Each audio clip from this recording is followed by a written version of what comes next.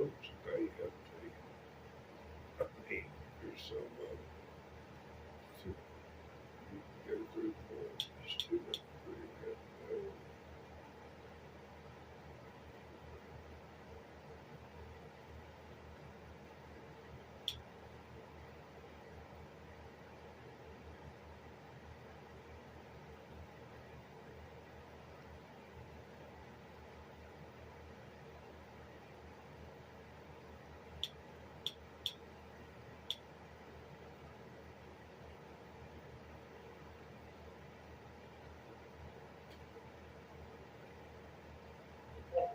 Meet the press. Getting that from YouTube.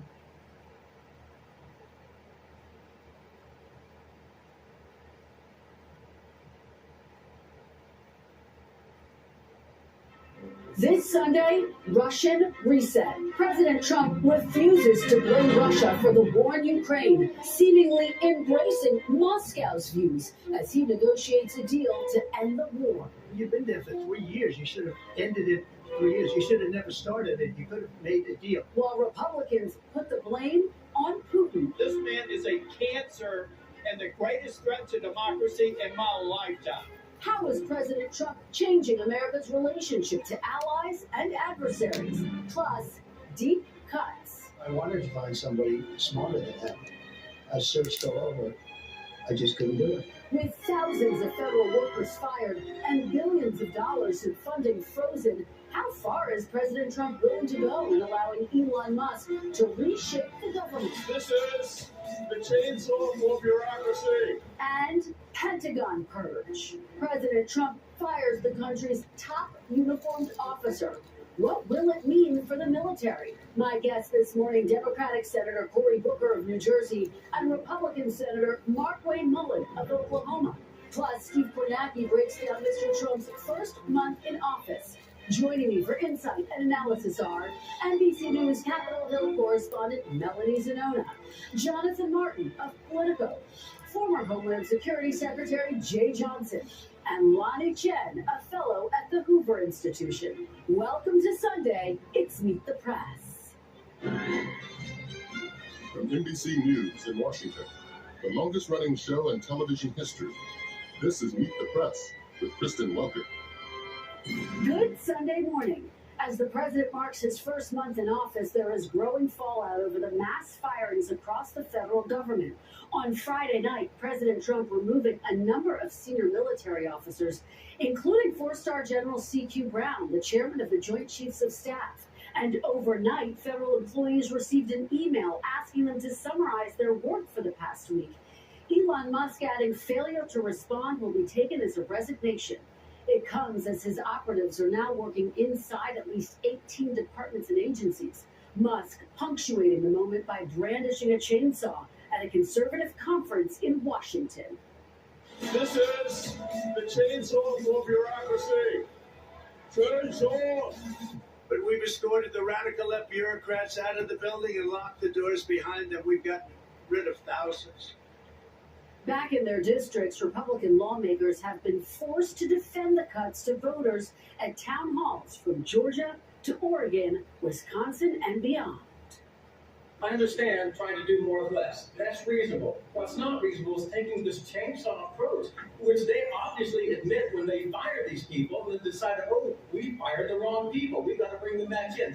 Why is this being jammed down the pipe so rushed and sloppily? Even one of President Trump's allies, Fox News host Jesse Waters, urging the president to rethink the firings after learning a friend, a veteran, would be cut at the Pentagon. We just need to be a little bit less callous with the way, Harold, we talk about doging people. Okay, I want that to sink in. Now, President Trump this week also appending decades of U.S. foreign policy towards Russia, suggesting Ukraine is to blame for being invaded by Russia 3 years ago. Today I heard, oh, we weren't invited. Well, you've been there for 3 years. You should have ended it 3 years. You should have never started it. You could have made a deal. Russian troops currently occupy about 20% of Ukraine's territory in the east and south. President Trump also falsely calling Ukrainian President Zelensky a dictator. a dictator without elections. Zelensky better move fast, or he's not going to have a country left out. President, called President Zelensky of Ukraine a dictator. Do you think that President Putin of Russia is also a dictator? I think that President Putin and President Zelensky are going to have to get together, because you know what? We want to stop killing millions of people. The New York Post unleashing on Mr. Trump, showing Russian President Putin on its cover with the headline, "This is a dictator." We are now getting our first snapshot of how Americans are reacting to President Trump's first month in office. I'm joined now by NBC's Steve Kornacki. Steve, break down these numbers for us.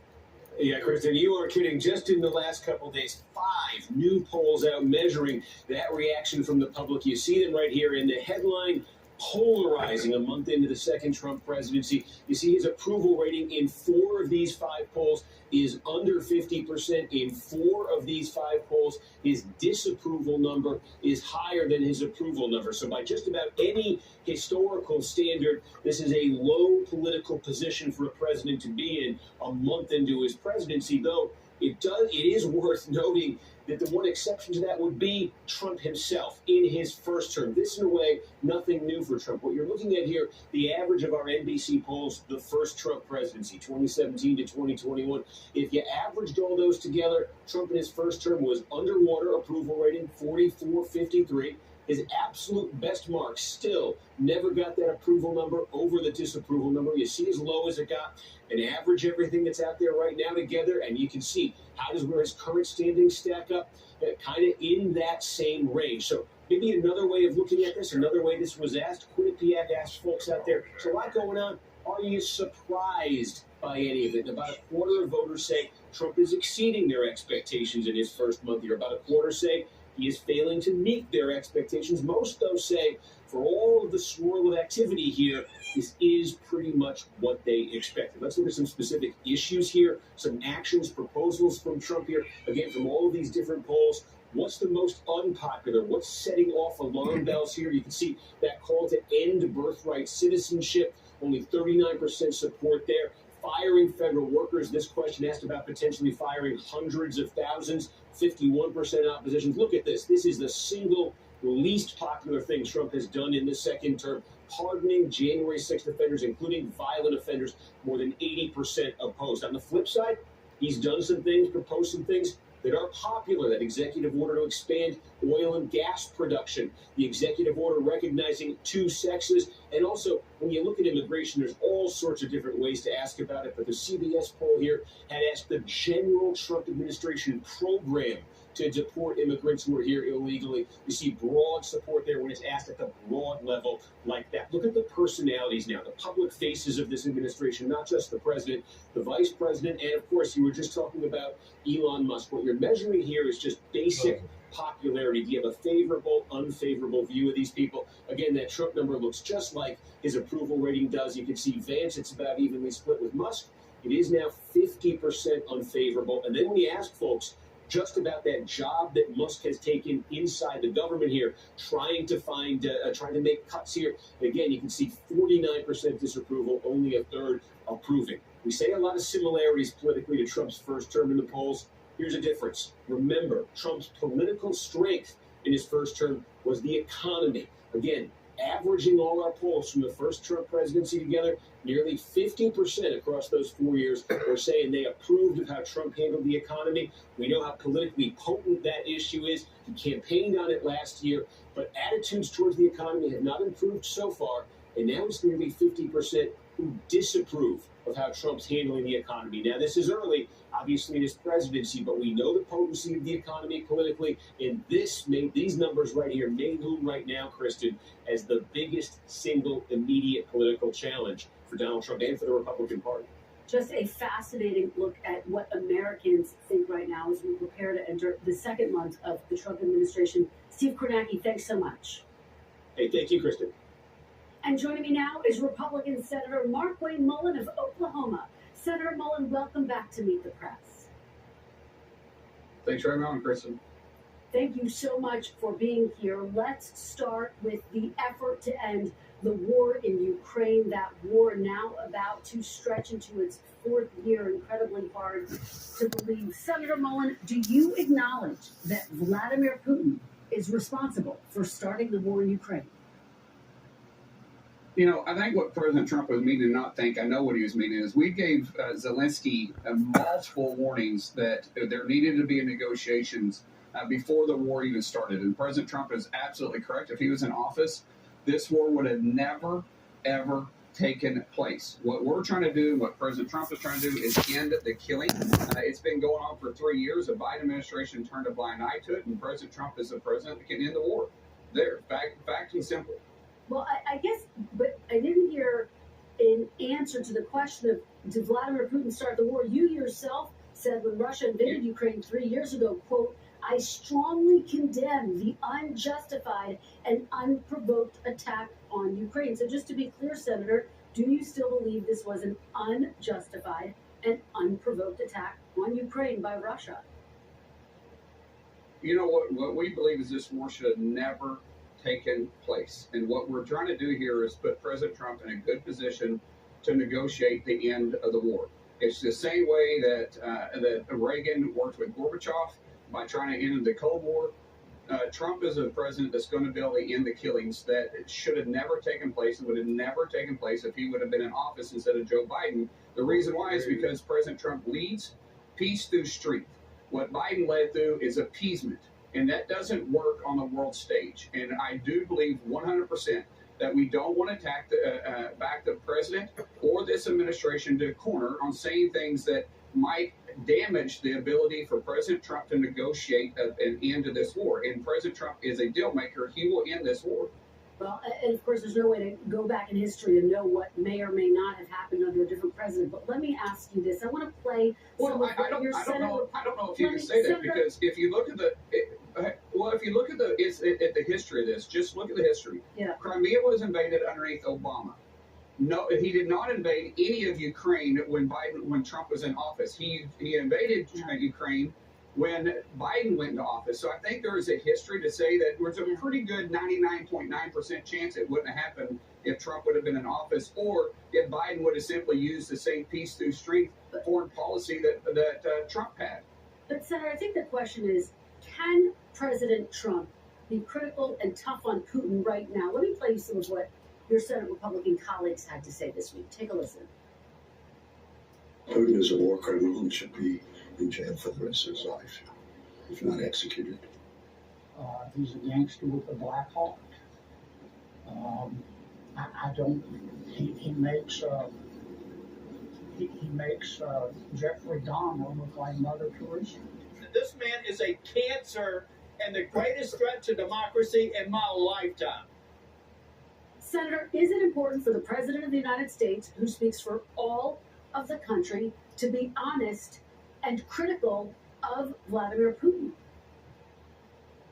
I think the president's been very critical of Putin, and I'm not sitting here defending Putin. Putin's not a good guy. At the same time, that's up to the Russian people. That's not up to us to make that decision. What President Trump is trying to do is end the war, and he's trying to end the war from a place of strength.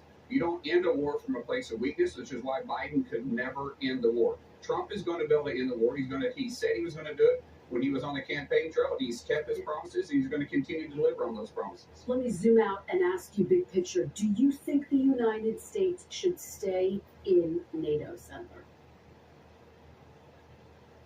You know, if it's in our interest, I absolutely do. But right now, NATO has not always been playing in our best interest. And when it's not in America's best interest anymore, then we should relook at things. The definition of insanity is doing the same thing, expecting different results. We see NATO and we see UN sometimes weaponizing against the United States, and we're the biggest funder of it. And if it's not in the taxpayers' best interest, if it's not in Americans' foreign policy best interest, then we need to look at a different approach. The United States has historically determined that it is in the United States' best security interest. Historically, President Zelensky himself has said he believes that Russian troops are amassing potentially in Belarus, could be potentially eyeing the possibility of going into other NATO nations. Can European members and NATO count on the United States and President Trump to help defend them if they are attacked by Russia, Senator? I don't think a politician ought to be allowed on a damn TV show. Russia is going to advance the war in any other country right now. It'd be extremely dangerous, and he will call President Trump's hand. President Trump does not just simply say out of words; he delivers it. We saw what happened in Syria.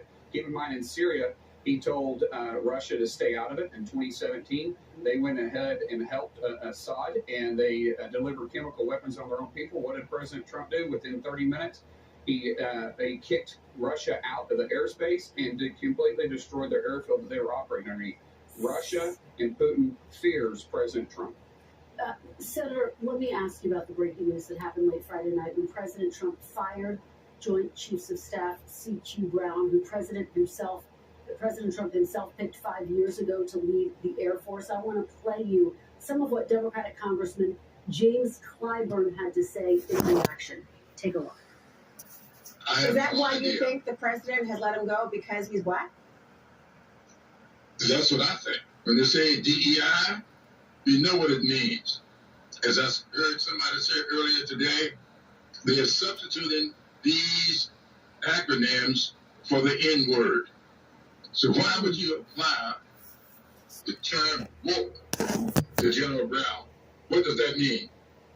Senator Mullen, what is your reaction to Congressman Clyburn? Do you think that C.Q. Brown was fired because he's black? Unfortunately, Congressman Clyburn, he constantly pulls a race card out. This has nothing to do with this. We're a civilian force, and the president gets to choose his closest advisors, and the chairman of the Joint Chiefs of Staff is his closest advisors. Obviously, he said very positive things about General Brown, even when he was dismissing him.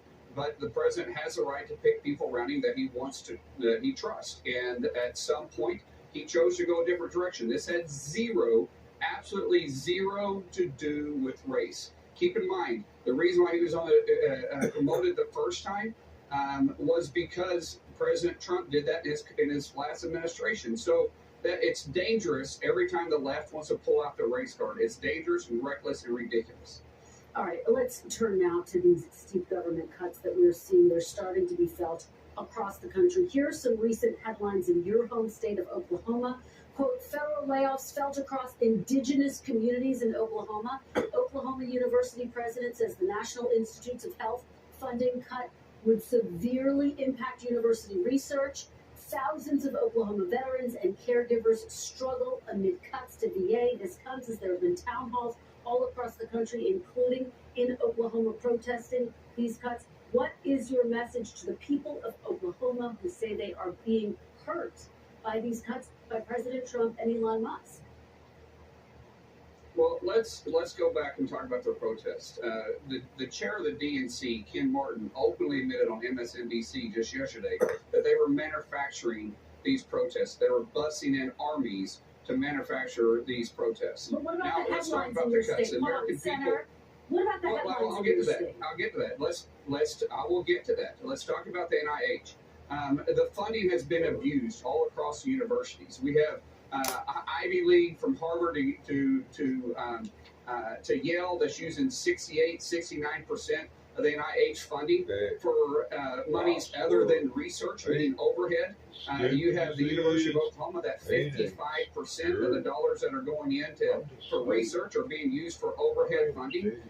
Those dollars should be around 15 to 25% tops to be used for overhead instead of NIH actual research and development. There has to be a reset. It has been abused, and what the president is saying is that number can be anywhere from 15 to 25%, but it should be a max. If you start looking at donors that donate to the universities, they immediately put in 15 to 25% tops on their donation can be used for that. So if you want to start talking about actual cuts, what Oklahomans want is to make sure that we get rid of the waste and fraud inside the federal government, and that's exactly what the president's done. They've already identified billions of dollars of waste and fraud for the taxpayer.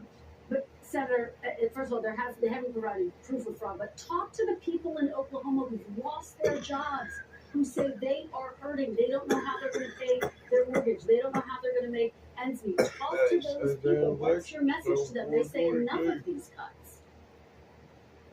Well, I would tell you that the majority of the American people want to make sure that their taxpayers are being used correctly. I don't want anybody to lose their job. That's the last thing we want. But at the same time, anytime you're trying to secure this country, which a national security risk we have right now is our national debt, we have to make changes and we have to make it quickly.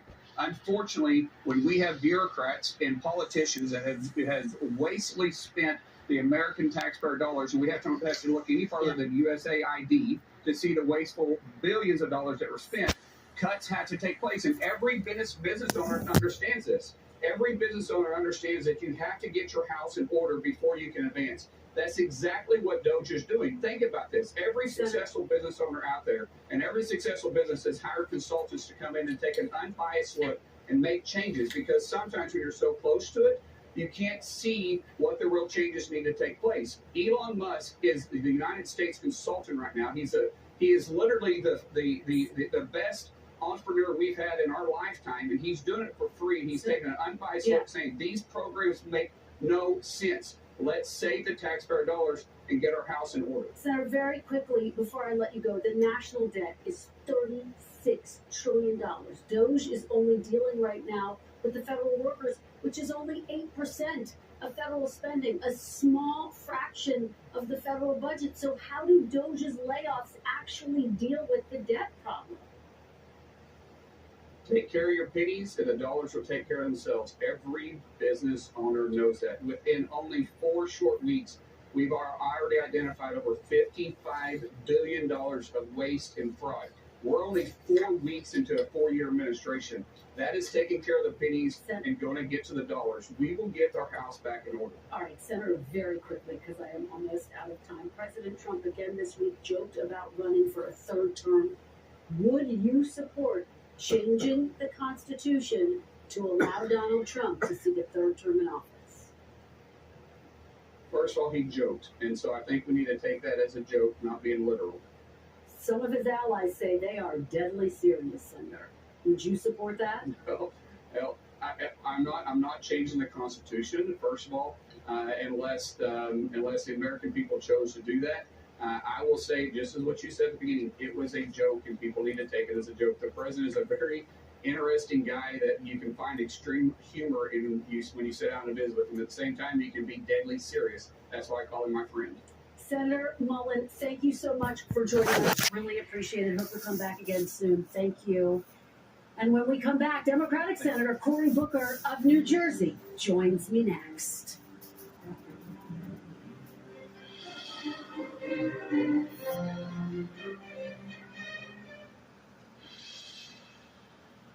Welcome back, and joining me now is Democratic Senator Cory Booker of New Jersey. Senator Booker, welcome back to Meet the Press. It's good to be here. Good to be here in person. It is great to have you here.